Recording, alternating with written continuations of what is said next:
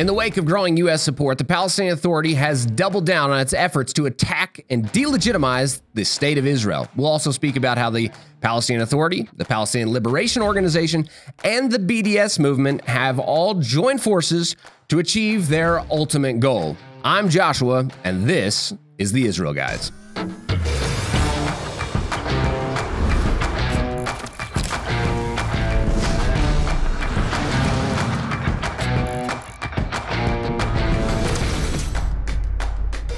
Welcome to the Israel Guys. We believe that in a world of Jew hatred and anti-Israel propaganda, you should have a direct connection to the land and people of Israel. Guys, we're about to dive in here, but before we do that, go ahead and subscribe. We're hoping to reach 100,000 subscribers before the end of the year, so go ahead and help us out with that and click subscribe. We'd also appreciate it much if you would go ahead and share the content. We're trying to reach as many people as possible with the true, authentic stories of what is actually happening here, not the made-up mess that you're hearing on most global networks, but we want to get you the truth from what we see right here on the ground. So help us get the word out there, and don't forget to follow us on all social media platforms. Diving right in, guys. There's a lot to talk about. The Palestinian Authority is really launching their attack with the support, unfortunately, of the America that maybe it's not the America that we all are so proud of, but it's the America that joins attacks against its ally Israel by a proxy Iran proxy group that's trying to attack the ally. Well, is that not what the PA really is? Most of these forces that are attacking, these terrorist forces, actually have connections back to Iran, and yet you're hearing all the forefront talk about Iran and all that's happening there, but yet America is supporting these proxy wars against Israel, this ally Israel. How ironic and irrational and ridiculous can that possibly be? We're going to dive into it here. The Palestinian Authority, the PLO, the Palestinian Liberation Organization, as well as the BDS movement have joined forces to attack Israel. They put a joint statement out stating that they're calling all the peoples of the world and their democratic and progressive forces to immediately join their BDS movement against Israel and to dismantle Israel's settlement, colonialism, apartheid, and military occupation. Now, I want to break this down for you a little bit here, because if that's what they're going to state, and all the media worldwide is going to buy that, that's actually who Israel is. They're colonialist, it's apartheid state, and it's a military occupation. Well, unfortunately, because the rhetoric of these organizations, the PA, the PLO, and the BDS movement, they've actually been successful because the world actually believes the rhetoric that they're putting out, and that's what I'm here today, is to straighten the mess out. No more can we believe the false and fake news that is traveling at 1,000,000 miles an hour out there. We've got to stop and look at the truth, and this is the truth. Colonialism. Do you want to know what colonialism is? It's the policy or practice of acquiring full or partial political control over another country, occupying it with settlers and exploiting it economically. Now, is Israel taking land that's not theirs? This is the big issue. Of course not. And it's not, everybody's going to mention international law. Of course, no, there's no international law that says Israel can't live in Judea, for goodness sakes. Judea is called Judea because Jews live in Judea. We have, almost 4,000 years of Jewish history in this land. No question about it. The world reads the Bible, the most famous book in all of world history, and it states very clearly the Jewish connection to this land. So, no, colonialism, this does not apply to land that is ancestrally yours. And by the way, even if you disagree with that, Israel won the war. Okay? So that would be another reason that Israel could actually hold this territory. It's ancestrally theirs. For thousands of years, we have connection to the land. So no, this absolutely does not apply. And Israel didn't win back just any old land. They won back land, by the way, from Jordan at the time, Transjordan. They won back the area of Judea and Samaria from Jordan, who absolutely had zero rights to be here and wasn't recognized internationally at all to be here. So no, colonialism does not apply. Apartheid. If you want to say that Israel is an apartheid state, do you know that 20% of Israelis are Arab? They're called Israeli Arabs. So Israel is not an apartheid nation. Arabs live freely as citizens of Israel. Now, the difference is There's Arabs living in Judea and Samaria that are not citizens of Israel and that are a part of terrorist regimes and proxies like Iran proxies that are here that are attacking Israel. And of course, you're not going to have your enemies living within your territory to try to harm you. You're not going to allow them citizenship. That's nuts. And nobody would do that. No nation on earth would do that. And so to think that Israel should is outrageous and absolutely unacceptable. And of course, at the end of the day, apartheid actually only works in South Africa. It's a word that is associated specifically with the atrocities that actually happened in South Africa and is not able to be replicated anywhere else. So the word itself, though there has, you perceive what they're actually trying to say, it's false narrative. It's a goal of trying to delegitimize the nation, the state of Israel. And again, it does not fit. It's not truthful to say such a thing. Military occupation. All right, you want to get a definition for the military occupation. It's the effective military control by a ruling power over territory that is outside of that power's sovereign territory. Now, again, it's ruling territories that aren't yours. Now, do I have any disagreements? Is Judea does not belong to the Jews? Go ahead and answer me. And there's going to be people in the comments that are going to argue with me about this. But is this even possible that you're going to tell me that Jews don't have rights to live in Judea? Answer that question in the comment. If there's anybody that's going to disagree with me with this statement, you're going to have to answer that question bluntly. You're going to have to tell me bluntly that Jews don't belong in Judea.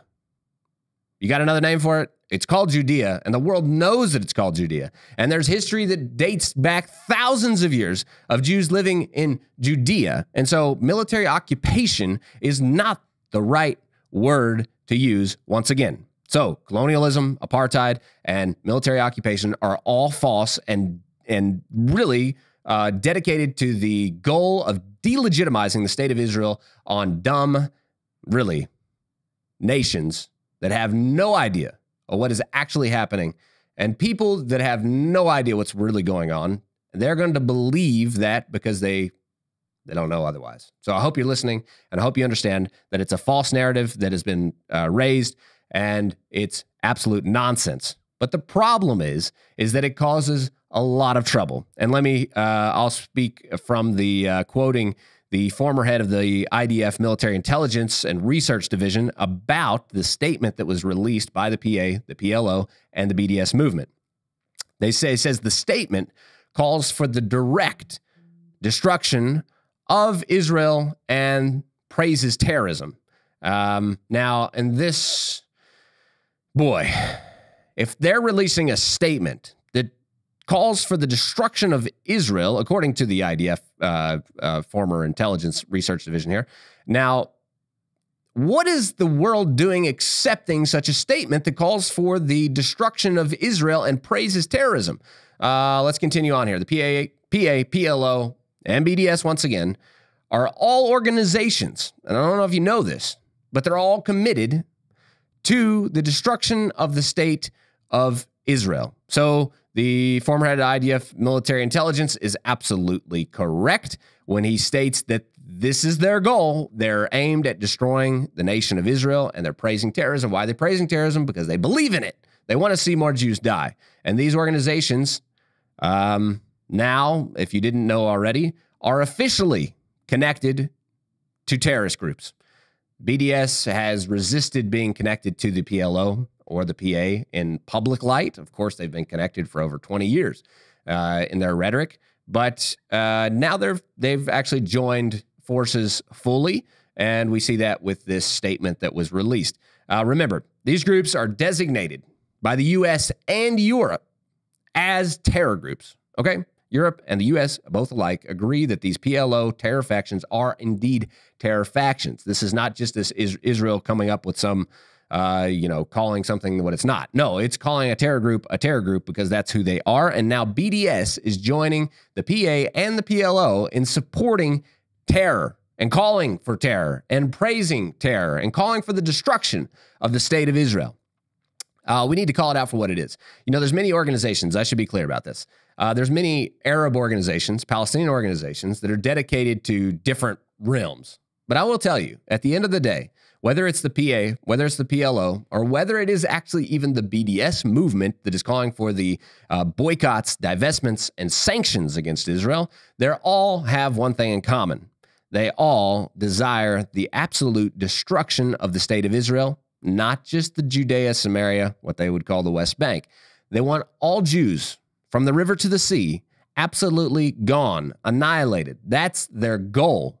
And when they call for a boycott against Israel, when they call for divestments against Israel, when they call for sanctions against Israel, they're doing it with one thing in mind: destroy the Jews.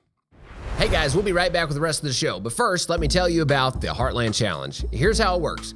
Pick one of the items that you use on a regular basis and commit to only purchasing that item from Judea and Samaria. If you're wondering how in the world you can purchase that item from Judea and Samaria all the way across the world in Israel, Blessed by Israel makes it super easy for you. Blessed by Israel is a company started by good friends of ours. They source incredible boutique products from small businesses located in Judea and Samaria and ship those products straight to your doorstep. We've partnered with Blessed by Israel to promote the Heartland Challenge, encouraging supporters of Israel all around the world to commit to using certain products only from Judea and Samaria. So whether it's olive oil, tea, soap, ceramics, or something else, Blessed by Israel is encouraging everyone to buy what you believe in.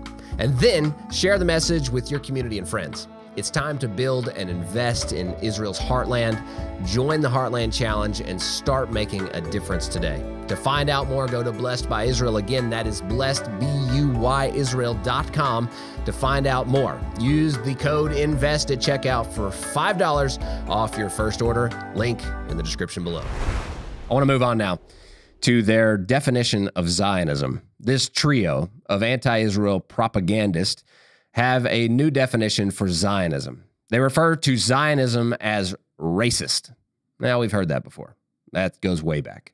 Zionism is racism. Yeah, it's all since the foundation, the beginnings of the early pioneer movement of Zionists that would come back to Israel. Yeah, they had this. That's when they Jew haters coined the phrase Zionism equals racism. But they have continued the rhetoric and they've expanded it a bit. They say Zionism as a racist. They say it's genocidal ideology that encouraged terrorism and fascism. Again, let's break it down. You ready? Here we go. Racist. What is racist? How could you be a racist in Israel when Israel accepts every nation across the globe? If you come from nations all over the globe, there's Russian Jews, Chinese Jews. It doesn't matter. I would guess you could say they're all Jewish descent. So maybe that's where you would say they're not. But they're coming from all these different countries. And also, Israel accepts tourism broadly, every nation on the globe. And to put the nail really in for you, to understand it deeply, if you disagree with kind of the maybe the Jews they're actual Jews coming from those countries, I get it. But they accept culture. They're not racist whatsoever. Those cultures are coming in from all these different backgrounds, and they are very acceptant of all cultures. And this is the big one, including Arab culture. Believe it? Yes. Remember I told you earlier, 20% of Israeli citizens are they're Arab. They're Arab. So how can you be a racist and 20% of your country be the actual people with full rights in your country? How can you be a racist and that be the case? Full rights again, voting rights, every right they have, just like any other citizen. To all the government aid and all the things that the government gives to normal citizens, voting and all is applied both to Arabs. They're just Arabs, just like anybody else, but they have been given citizenship to the state of Israel. 20% of the nation of Israel is actually Arab. So racist, again, does not apply. There's no racism really on any kind of large scale happening in this country. Genocidal ideology. No genocide happening. I know that the media would like to portray that there's some sort of genocide happening here. But again, if genocide was happening here, you would not see 20% of Israeli citizens being Arab. That would not be happening. And they actually are comfortable. They love it. They're the freest, most economically sound Arabs in the Arab world. Their freedom to live however they want in the only democratic nation in the whole area. These very few Arabs that live in Israel have more freedoms than any other Arab in the entire region. Now, encourage terrorism. I don't get that at all. These are the three things that they're blanketing as this is what Zionism is. Encouraging terrorism. I don't even. What does that even mean? Israel is encouraging terrorism? Absolutely not. Of course, I'm not encouraging terrorism. I don't even understand what we're talking about here. If they're meaning like Jewish terrorists, that doesn't exist. You don't have. That's not even on the table to talk about. That doesn't happen. That's not an entity. It's not an organization. It's not anything that ever really even happens. So we're not even talking about that because that's not even something. So they can't be talking about that unless they're talking about the IDF. And if they're talking about the IDF, again, they're sorely mistaken and misleading, because the IDF is a military that takes care of the defense of the nation and the people of Israel. And that just doesn't apply. Now, if they're talking about encourages terrorism due to Israel's strong defense against it, yes, Israel is very strong against terrorism. And if you're a terrorist, you will die, because Israel is very strong and they have a strong military. They have a strong police. They have a strong security force that will deter any terrorism. So once again, this trio of anti-Israel propaganda is extreme in their lies against Israel and their propaganda here. That is absolutely, once again, absolutely there's no truth in any of these libels against Israel. It's absolute just lies that they're creating. We'll continue with their quoting from these guys, this trio. They say Zionism. They're what they understand as Zionism, which arose in the context of European imperialism and colonial expansion, is the intellectual and ideological basis of settler colonialism in Palestine. It is a racist, genocidal ideology that encouraged terrorism and fascism, as our people has witnessed for 74 years. Now, I want to blow a few holes through this for a second, because Zionism, they see Israel as a new thing that just happened. If you're with me there for a minute here, the strongest, most validated book in the, don't care who you are, the oldest, let's just say we could go back to the Bible and say 4,000 years of Jewish history, or roughly 4,000 years of Jewish history here, going back to Genesis 12, where God actually promises Abraham a land to his descendants, and he's speaking that descendants goes Abraham, Isaac, Jacob. We're all clear on that. There's a lot of history here, and it didn't just start 74 years ago. So they're leading people to believe that there's a European, group of folks that came over here and started taking land from the ancestral homeland people. And there is billions of people that believe that rhetoric, but it's completely false. Again, unfounded history, just blatant facts do not back these kind of things up. So this is not happening. But yet they're throwing these things out, and people are eating them up. They love the lies. They love the lies. The movement, the Zionist movement, was reestablished, because Zionism has been a thing. I mean, you look in the Bible, there's people who come back to Israel. You have Ezra, Nehemiah. There's the Zionistic efforts that happened, way back in the day. The whole Bible's full of Zionist people that wanted to live in Israel because it was a homeland of the Jewish people promised to them by God. It's not a new phenomenon. It's been happening for thousands of years. The Jewish people have had a deep, deep connection to their ancestral homeland. And this is not the first time they showed up here.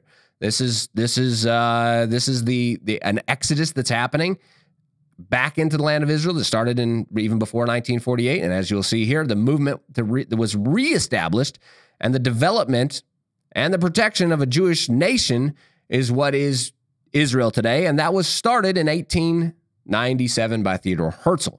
So the movement goes way back, and it's not just 74 years of harmful expansionism by some colonialist.